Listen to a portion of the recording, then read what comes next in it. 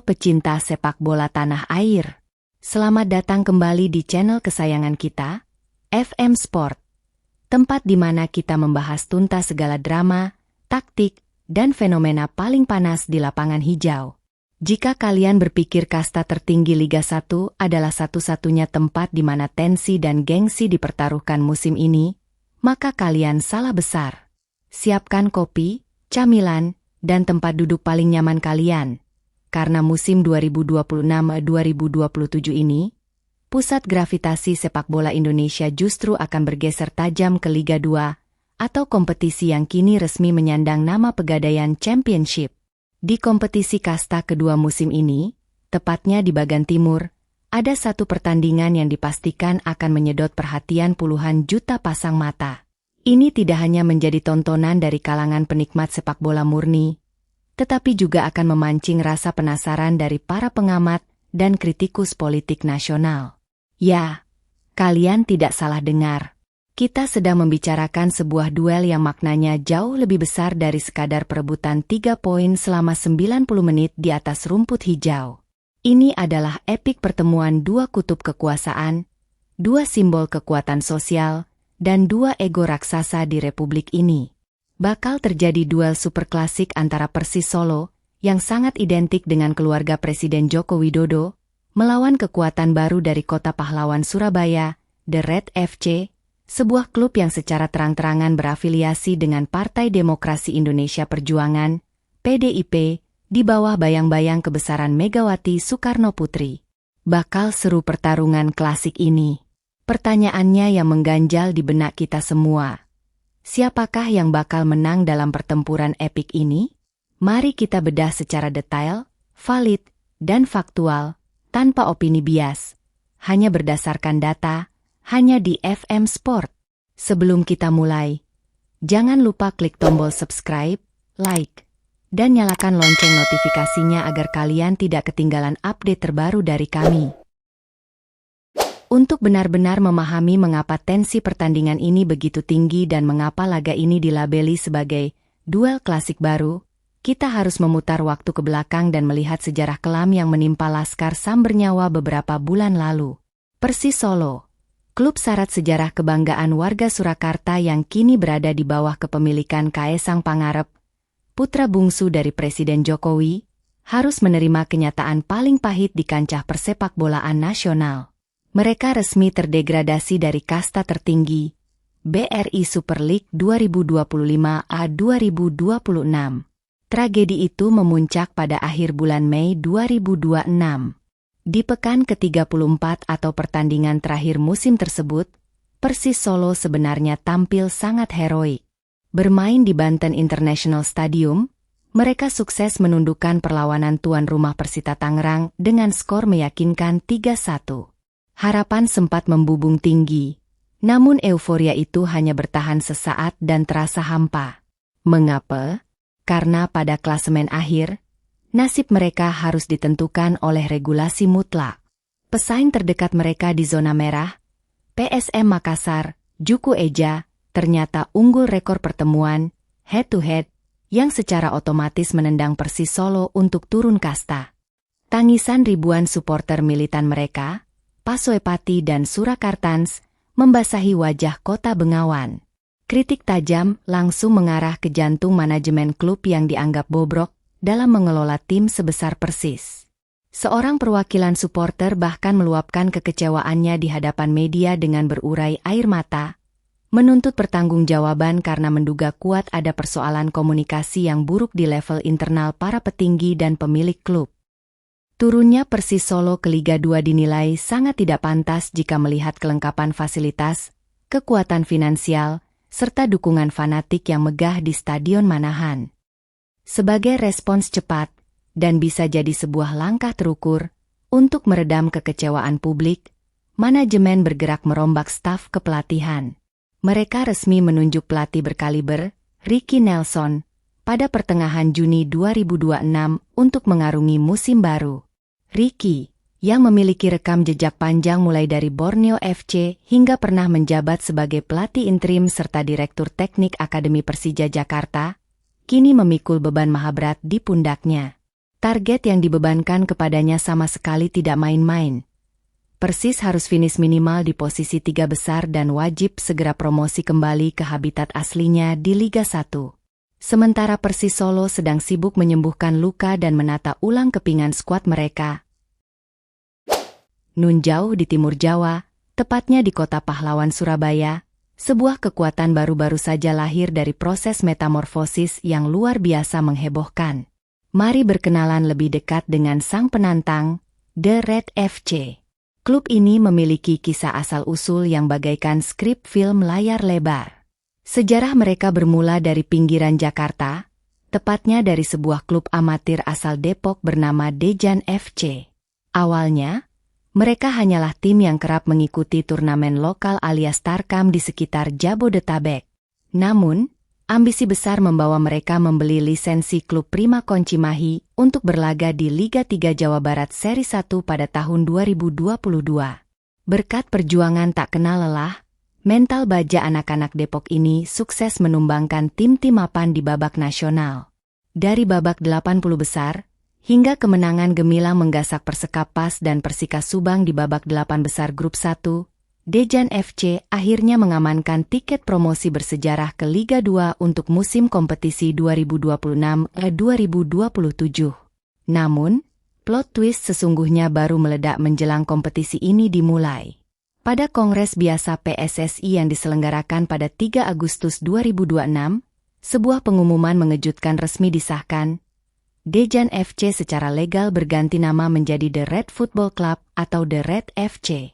Dan hal yang seketika membuat geger jagat sepak bola adalah siapa yang kini berdiri di balik layar klub ini. The Red FC resmi diakuisisi dan berafiliasi dengan Partai Demokrasi Indonesia Perjuangan, PDIP, kendaraan politik raksasa yang dikomando langsung oleh sosok Megawati Soekarnoputri. Klub yang kini mantap mengusung julukan The Red Bulls alias Sang Banteng Merah ini, tak tanggung-tanggung langsung mencabut akar mereka di Depok dan memindahkan markas operasional ke jantung kekuatan sang pemilik, kota Surabaya. Mereka akan berkandang di stadion yang sangat legendaris, Kawah Chandra di Muka Gelora 10 November, Tambak Sari. Mengukuhkan keseriusan mega proyek ini, PDIP menunjuk David Rohi sebagai CEO klub. Tak berhenti sampai di situ, amunisi di kursi pelatih pun tidak kaleng-kaleng. Pelatih top nasional yang syarat pengalaman menukangi bakat muda, Aji Santoso, resmi direkrut untuk meracik strategi pasukan Banteng Merah. Kolaborasi manajemen berdana tak terbatas, semangat klub promosi, dan pelatih jempolan jelas menjadi sinyal siaga satu bagi Persis Solo. Saraf di lapangan hijau. Sobat FM Sport. Sejarah dunia membuktikan bahwa sepak bola dan dinamika sosial politik bagaikan dua sisi mata uang yang tak terpisahkan. Pertemuan antara Persis Solo dan The Red FC di Pegadaian Championship musim ini adalah wujud paling gamblang dan panas dari rivalitas panggung politik tingkat tinggi yang ditransformasikan ke dalam formasi 11 lawan 11. Di satu sudut ring raksasa ini, kita melihat Persis Solo.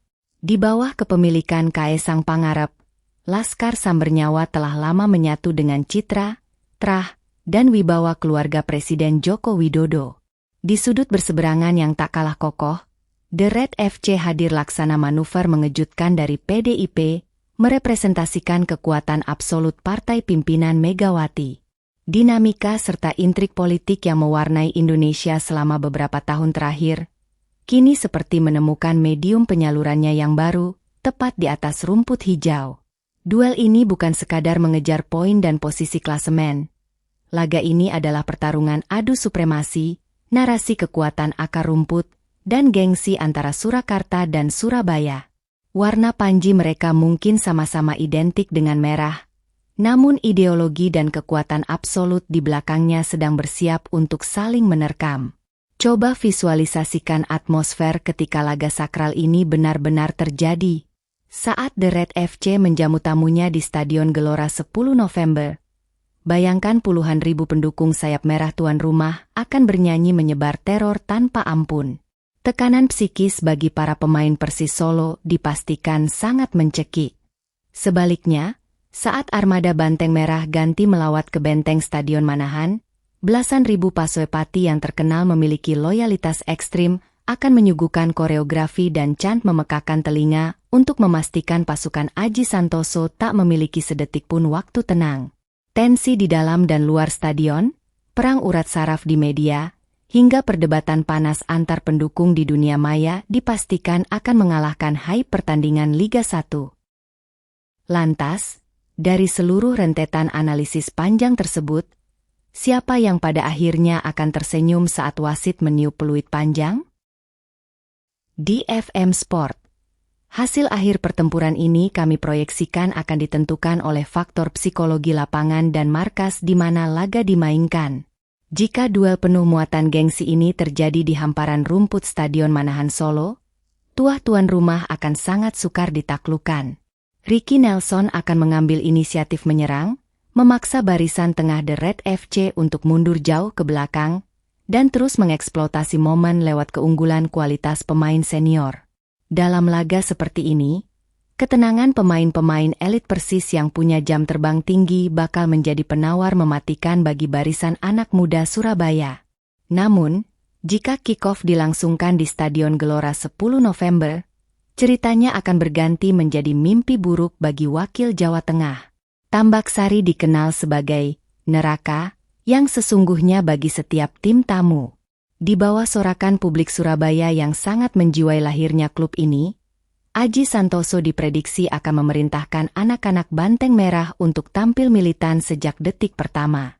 Perpaduan antara motivasi tim yang baru promosi, kebugaran fisik paripurna pemain muda, dan skema counter-attack menyilang tajam dari sayap, sangat mampu meluluhlantakan pertahanan lambat Persis Solo yang terlalu asyik menguasai bola.